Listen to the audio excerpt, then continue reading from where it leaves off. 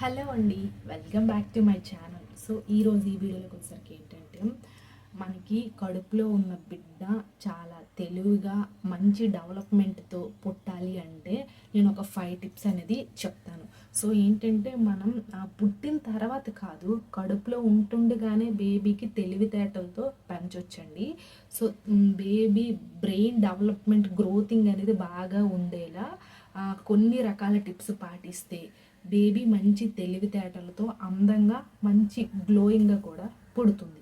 So ఆ 5 tips అనేది ఖచ్చితంగా ప్రతి ఒక్కరు కూడా తెలుసుకోండి. చివరి వరకు అయితే చూడండి, మీకు చాలా బాగా యూజ్ అవుతుంది డ్యూరింగ్ ప్రెగ్నెన్సీలో. సో అంతకంటే ముందు మన ఛానల్ ఎవరైనా ఫస్ట్ టైం చూసినట్లయితే ఈ వీడియోని లైక్ చేసి షేర్ చేసి సబ్స్క్రైబ్ చేసుకోండి. అండ్ ఆల్సో నేను ఇన్స్టాగ్రామ్ లింక్ కింద ఇస్తాను, ఎందుకంటే మీకు ఏమైనా డౌట్స్ ఉంటే అడగండి ఇన్స్టాగ్రామ్లో. అండ్ నేను నార్మల్ డెలివరీ అవ్వాలి అంటే కొన్ని టిప్స్ చెప్పాను. సో నార్మల్ డెలివరీ అవ్వాలని చాలామంది అనుకుంటారు.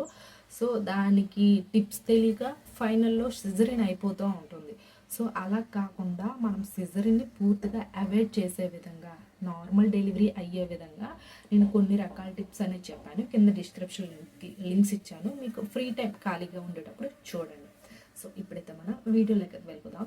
సో ఫస్ట్ ఆఫ్ ఆల్ ఏంటంటే, మనం ఒక 5 టిప్స్ అండి. ఫస్ట్, మన బేబీ గ్రోత్ బాగుండి మంచి తెలివితేటలతో పుట్టాలి అంటే ఫస్ట్ సమతుల్యత ఆహారం తీసుకోవాలి. సమతుల్య ఆహారం అంటే బేబీకి కావలసిన ప్రోటీన్స్, కార్బోహైడ్రేట్స్, మనకి ఎక్కువగా ఏంటంటే మంచి మినరల్స్, విటమిన్స్ అనేది ఖచ్చితంగా ఉండాలి. సో ప్రోటీన్ వల్ల ఏంటంటే బేబీ బరువు పెరుగుతుంది. సో ఏంటంటే ఈ మినరల్స్ వీటి వల్ల ఏంటంటే బేబీకి సరిపడా నీటి శాతం అనేది ఉంటుంది. కార్బోహైడ్రేట్స్ వల్ల కూడా బేబీకి తగినంత పోషణ అనేది అందుతుంది.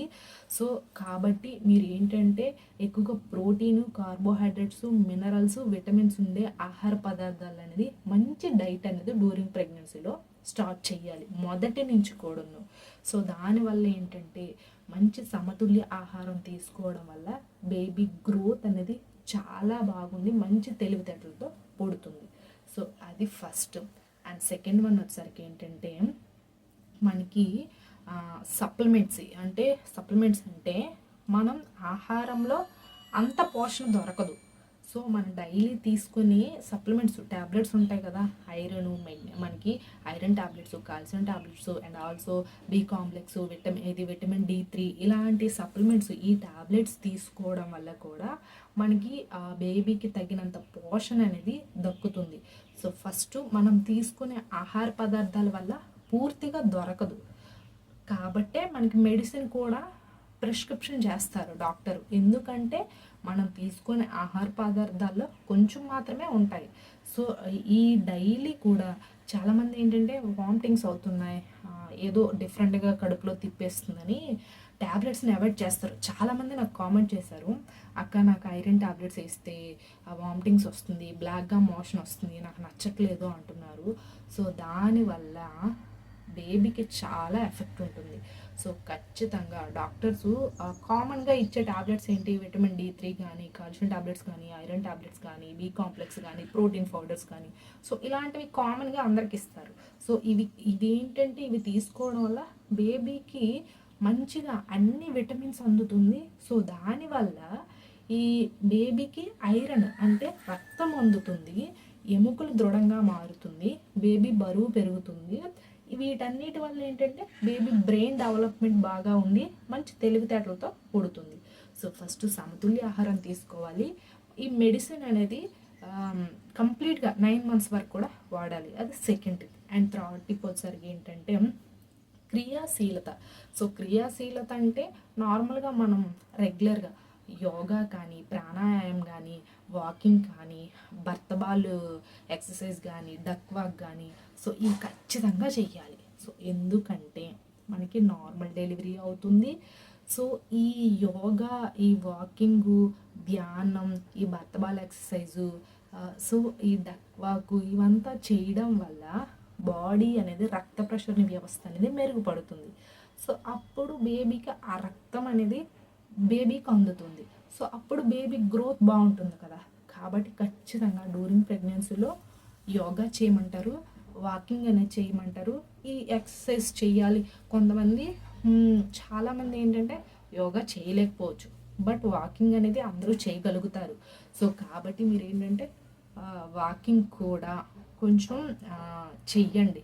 ఒక రోజులో 1 అవర్ చేస్తే ఖచ్చితంగా నార్మల్ డెలివరీ అవుతుంది. బేబీకి రక్త ప్రసరణ బాగా మెరుగుపడి బాడీలో రక్త ప్రసరణ బాగా మెరుగుపడి బేబీకి అందుతుంది. సో దానివల్ల బేబీ గ్రోత్ బాగుంటుంది.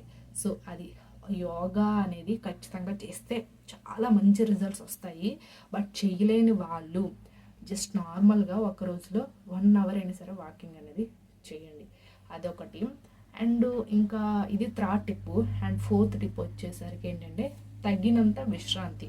సో తగినంత విశ్రాంతి ఎందుకు తీసుకోవాలో తెలుసా? ఒక రోజులో మినిమము 9 అవర్స్ లేదా 10 అవర్స్ పడుకోవాలి.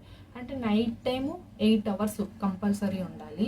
అండ్ పగటి పూట 1.5 అవర్ అయినా 1 అవర్ అయినా 2 అవర్స్ అయినా సరే మినిమం 1 అవర్. అంటే ఒక రోజులో టోటల్లీ 9 అవర్స్ అనేది స్లీపింగ్ అనేది ఉండడం వల్ల బాడీ అనేది మంచిగా యాక్టివ్గా ఉంటుంది.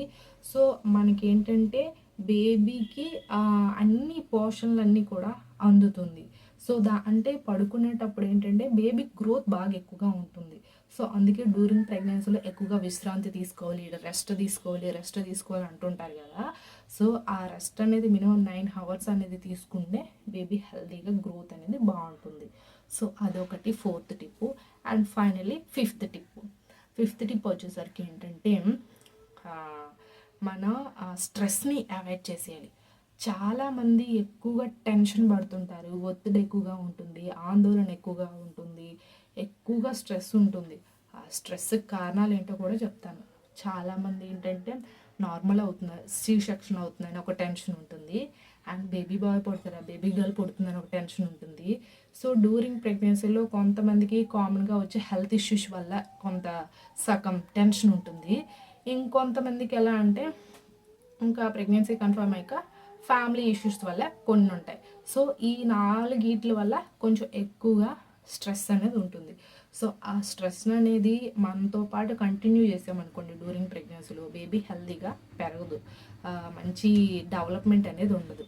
కాబట్టి పూర్తిగా స్ట్రెస్ అనేది టెన్షన్స్ కానీ ఆందోళన కానీ ఏదైనా మైండ్లో థింగ్స్ కానీ అవన్నీ కూడా అవాయిడ్ చేసేస్తే బేబీ హెల్తీగా గ్రోత్ బాగుంటుంది అండ్ మంచిగా డెవలప్మెంట్ బాగుండి మంచి తెలివితేటలతో పుడుతుంది. ఇప్పుడు నేను చెప్పిన ఈ 5 టిప్స్ కూడా ఫస్ట్ ట్రైమిస్టర్ నుంచి లాస్ట్ ట్రైమిస్టర్ వరకు కూడా పాటించండి, మంచి రిజల్ట్స్ వస్తాయి. ఐ హోప్ ఈ వీడియో మీకు ఇన్ఫర్మేటివ్ ఉంటే ఈ వీడియోని లైక్ చేసి షేర్ చేసి సబ్స్క్రైబ్ కూడా చేసుకోండి. మీరు చిన్న సపోర్ట్ మన ఛానల్కి ఇస్తారని కోరుకుంటున్నాను. Thanks for watching this video.